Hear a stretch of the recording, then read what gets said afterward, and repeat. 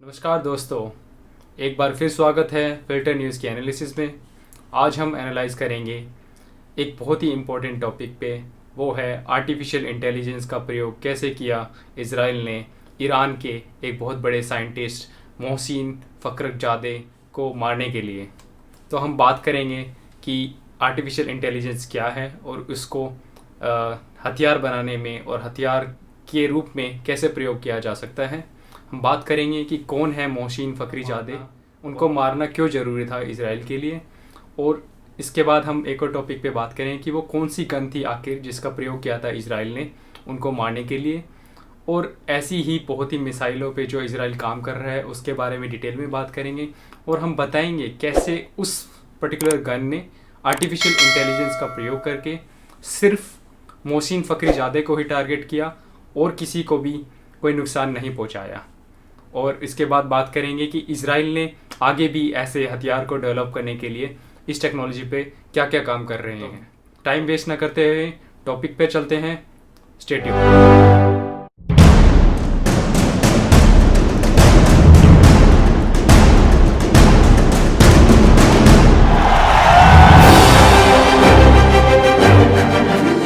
तो दोस्तों, बात करते हैं कि कैसे इज़राइल ने एक आर्टिफिशियल इंटेलिजेंस का यूज़ किया। तो अनुज, कौन है मोहसिन फ़खरीज़ादे बेसिकली? हाँ, मोहसिन फ़खरीज़ादे जो हैं वो ईरान के एक बहुत बड़े साइंटिस्ट थे।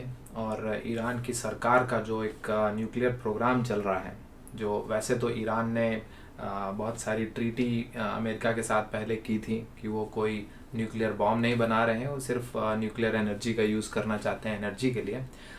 लेकिन ये सबसे एक तरह से चोरी छिपे वो लोग न्यूक्लियर वॉरहेड पर और न्यूक्लियर बॉम्ब पर काम कर रहे थे।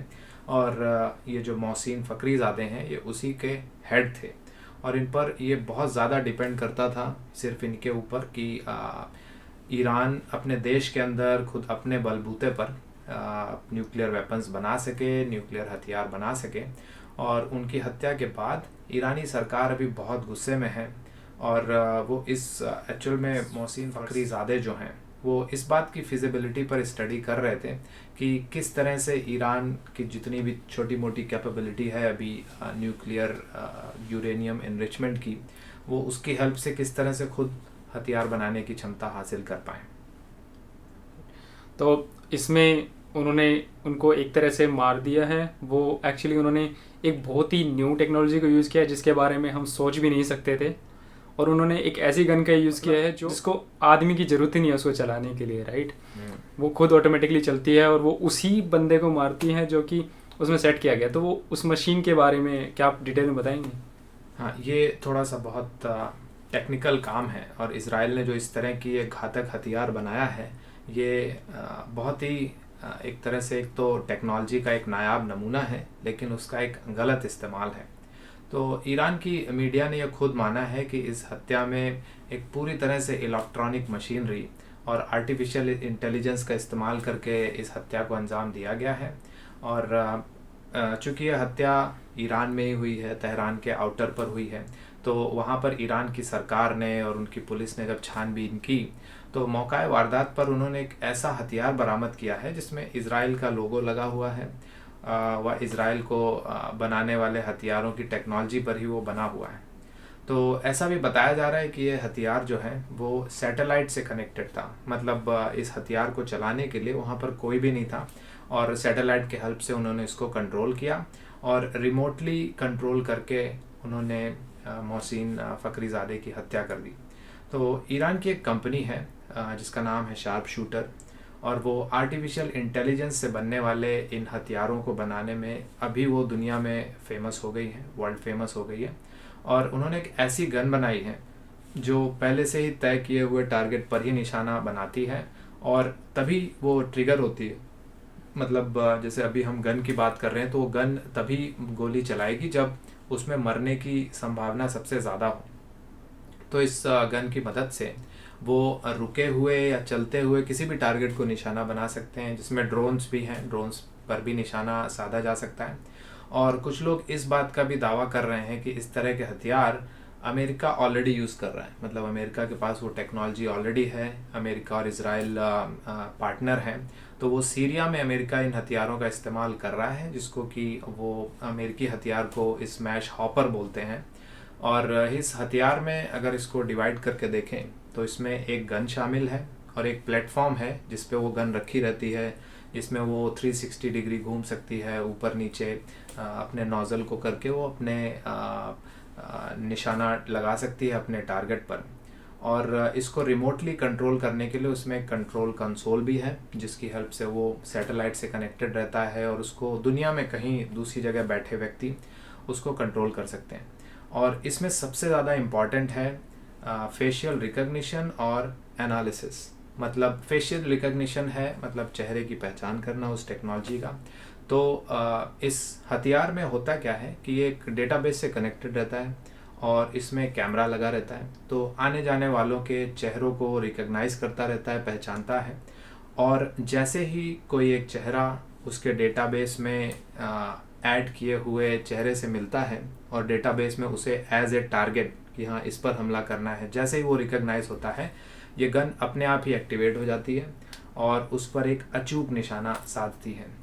तो इज़राइल ने इन तकनीकों का इस्तेमाल करके इस तरह की बहुत ही अचूक निशाना लगाने वाली इस गन का इस्तेमाल किया है। और जैसा पहले बोला मैंने कि इसमें आर्टिफिशियल इंटेलिजेंस और फेस रिकग्निशन का इस्तेमाल होता है। हाँ, तो इज़राइल ने बेसिकली ऐसा क्यों किया है, उसके एक बहुत कारण हैं, क्योंकि ईरान के पास बहुत ऐसे ऐसे हथियार हैं जिसके थ्रू वो उनके अगेंस्ट यूज़ कर सकता है और वो ऐसे हथियार डेवलप करना चाहता है ईरान। तो वो कैसे हथियार हैं ईरान के पास और क्यों ज़रूरी था इन साइंटिस्ट को मारना इजराइल के लिए? हाँ, ये जानना बहुत ही ज़रूरी है, क्योंकि लोग बोल सकते हैं कि आप दूसरे देश में कोई दूसरा देश अगर हमला कर रहा है, किसी को मार रहा है तो बहुत ही गलत है। लेकिन ये लोगों को समझना चाहिए कि ईरान के पास 1000 ऐसी मिसाइलें हैं जिनमें अगर न्यूक्लियर बम लग जाए तो वो बहुत ही ज़्यादा घातक साबित हो सकती हैं। ईरान की कुछ मिसाइलें ऐसी हैं जो 2400 किलोमीटर तक की मारक क्षमता रखती हैं। तो ईरान का जो सबसे बड़ा दुश्मन है वो तो अमेरिका है, लेकिन उसके पड़ोस में जो इज़राइल है वहाँ तक ये 2400 किलोमीटर वाली ये मिसाइलें जा सकती हैं। और अगर उसमें न्यूक्लियर बम ईरान खुद अपने देश में बना लेता है तो वो एक तरह से इज़राइल के लिए बहुत ही ख़तरनाक साबित होगा।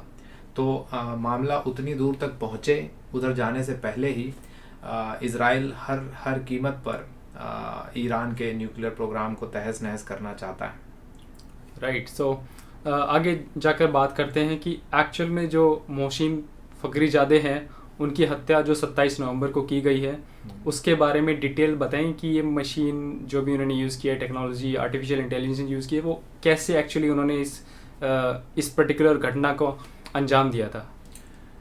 हाँ, इसका डिटेल जानना बहुत ज़रूरी है, क्योंकि जब हम डिटेल पता करेंगे और तो हमें पता लगेगा कि आर्टिफिशियल इंटेलिजेंस की हेल्प से ये जो गन बनाई है, जो हथियार बनाया है, ये कितना ख़तरनाक है और इससे किसी को भी बहुत आसानी से मारा जा सकता है।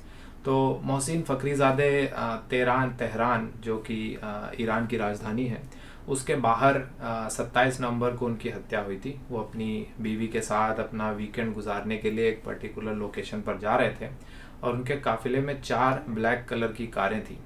और रास्ते में चलते हुए एक सुनसान जगह पर जहाँ जैसे ही उनकी गाड़ी मुड़ी तो एक electronic control Nissan pickup truck में रखी हुई ये गन थी, ये जो हमने जिसकी हथियार की बात की, ये गन रखी हुई थी और ये अचानक से एक्टिवेट हुई और इसने उन पर हमला कर दिया। और मोहसिन फ़खरीज़ादे को ये पता नहीं चला कि ये आवाज़ें कहाँ से आई, तो वो उन्हें पता नहीं था कि ये गन की आवाज़ है। तो वो अपनी गाड़ी को रोककर गाड़ी से बाहर निकले और देखने लगे कि आवाज़ कहाँ से आई है। लेकिन मशीन ने और उनको अच्छे से पहचाना, जैसे आर्टिफिशियल इंटेलिजेंस और चेहरे को पहचानने वाली टेक्नोलॉजी की हमने बात किया, तो उसके ऊपर उस मशीन की हेल्प से उन पर करीब 13 गोलियों से हमला हुआ। 13 बार उन पर गोलियां चलाई गईं और उनके ड्राइवर ने उनको बचाने की कोशिश की, उसको भी कुछ गोलियां लगीं, लेकिन मेनली मोहसिन फ़खरीज़ादे ही मरे हैं। और ये बहुत ही आश्चर्य की बात, या जिस हथियार की हमने अभी डिस्कशन किया है उसके एक अचूक निशाने की एक सबूत है कि उनके बगल में बैठी उनकी बीवी जो पीछे वाली सीट पर उनके कुछ इंच की दूरी पर ही बैठी थी, उनको कोई भी गोली नहीं लगी। किसी भी तरह का उनको कोई नुकसान नहीं हुआ। तो आर्टिफिशियल इंटेलिजेंस से चलने वाली इस गन में फ़खरुद्दीन ज़ादे की पुरानी पिक्चरों को डाला गया था और उस मशीन को ये सिखाया गया था कि यही उनका टारगेट है। और जैसे ही वो टारगेट सामने आया मशीन के कैमरे के पास, बहुत ही स्ट्रॉन्ग कैमरा उसमें लगा हुआ था, जैसे ही वो सामने आया उसने उस पर तुरंत उन पर हमला कर दिया और सिर्फ उनको ही एलिमिनेट किया, उनको ही ख़त्म किया। राइट। सो ये बहुत ही एडवांस टेक्नोलॉजी है और आगे जाके शायद आपको लगेगा कि किसी भी लड़ाई में आपको फिज़िकली कोई अपना सैनिक नहीं जाएगा और उसके क्षति भी कम होगी। और I think Indian government, Indian army के पास भी ये टेक्नोलॉजी ऑलरेडी है, प्रॉब्ली उन्होंने इसका यूज़ नहीं किया है। लेकिन एक चीज़ जाननी बहुत ही ज़रूरी है कि इजराइल ने ऐसा क्यों किया है और वो ऐसा आगे कंटिन्यू रखना चाहता है, वो क्यों करना चाहता है, उसके बारे में बात करते हैं। तो ये बहुत ईरान और इजराइल में ऑलरेडी लड़ाई चलती रहती है। तो बहुत सारे कई बार जैसे ही जो इजराइल की जो एक इंटेलिजेंस कंपनी है, मोसाद इंटेलिजेंस एजेंसी, सरकारी एजेंसी है, ये दुनिया की सबसे बेहतरीन एजेंसी मानी जाती है, अमेरिका से भी ज़्यादा बेहतरीन। और उनका मेनली काम यही होता है कि वो ईरान के उनके खिलाफ जो भी काम कर रहा है, क्योंकि ईरान का भी एकमात्र एक वो है कि वो इजराइल को किसी तरह से बर्बाद करें, उनको चोट पहुंचाएं, किसी तरह से क्षति पहुंचाएं। और इजराइल इन सब चीज़ों का इंटेलिजेंस जैसे उसको पता लगता रहता है, तो वो ईरान के कई बार कुछ न्यूक्लियर प्रोग्रामों पर और उनके न्यूक्लियर लैब्स पर वो हमले कर चुका है। और इस बार जब उनको ये पता लगा कि हम यहाँ पर जो मोहसिन फ़खरीज़ादे हैं उनको मारने का उनको मौका मिल रहा था, तो उन्होंने इस मशीन को रख कर बाकायदा प्लॉट बनाया और उसके बाद उनकी इस तरह से हत्या कर दी। तो एक तरह से कि न्यूक्लियर वॉर या न्यूक्लियर हथियारों को या न्यूक्लियर बम को किसी भी दुनिया किसी भी कोने पर हो, किसी भी देश में हो, वो एक बहुत ही घातक चीज़ है। तो इस चीज़ को रोका है इजराइल ने और ये इस तरह से बहुत ही बेहतरीन काम किया इजराइल ने। तो दोस्तों, हमने देखा कि ये टेक्नोलॉजी बेसिकली कितनी महत्वपूर्ण है इंडिया के लिए भी, और इजराइल बेसिकली इंडिया का दोस्त है। और ऐसा जो स्टेप लिया है इजराइल ने, मे बी ये टेक्नोलॉजी वो इंडिया के साथ भी शेयर करेगा और इंडिया पाकिस्तान या चाइना के अगेंस्ट इस टेक्नोलॉजी के फ्यूचर में यूज़ करेगा। तो ये थी आज के लिए लेटेस्ट न्यूज़, और उसके बाद हम दोबारा मिलेंगे कुछ नए टॉपिक के साथ। Until then, stay tuned and stay fit. Thank you.